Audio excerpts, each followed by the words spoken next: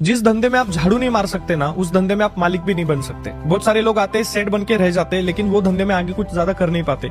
जब तक आपको धंधे की हर चीज करने की आइडिया नहीं है, जब तक आपकी तैयारी टॉयलेट साफ करने से लेकर हर चीज करने की जब तक आपकी तैयारी नहीं है ना, तब तक आप धंधे में कुछ कर नहीं सकते। ऐसा टाइम होना चाहिए आपको आपके स्टाफ के साथ खाने को भी बैठने को शर्म नहीं आना चाहिए। बहुत सारे लोग क्या कहते हैं, मैं एकदम सेट हूं तो मेरा टिफिन अलग रहेगा। कभी कभी बैठना चाहिए, कुछ फर्क नहीं पड़ता।